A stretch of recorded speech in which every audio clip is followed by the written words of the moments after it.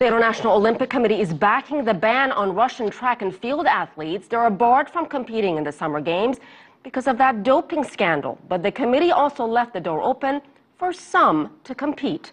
CCTV's Julia Lubova reports from Moscow.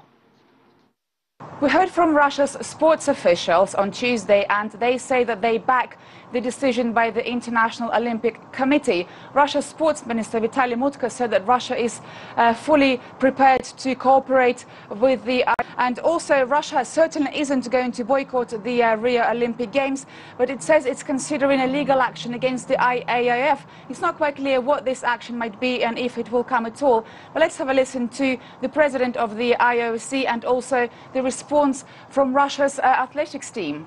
If there are athletes qualified, then they will compete as members of the team of the Russian Olympic Committee, because only a National Olympic Committee can enter athletes to the Olympic Games.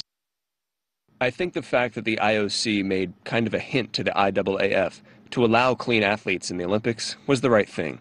The decision made by the IAAF on the 17th is unfair and even harsh to those athletes who are clean and have never been mentioned in any doping scandals.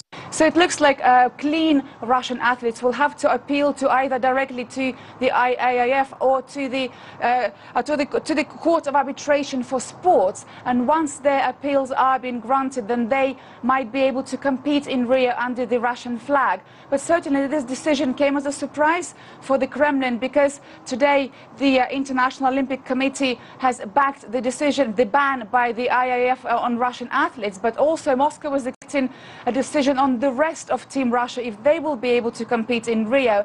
Certainly Moscow was preparing for the worst. Russia's state media was broadcasting reports calculating the cost of not having Russia compete in Rio, and Russia's sports minister Vitaly Mutko also said that he was preparing for a negative outcome. So the fact that Russia's sportsmen, as well as some of its athletes, might be allowed to compete in Rio, certainly that means that Moscow is relieved.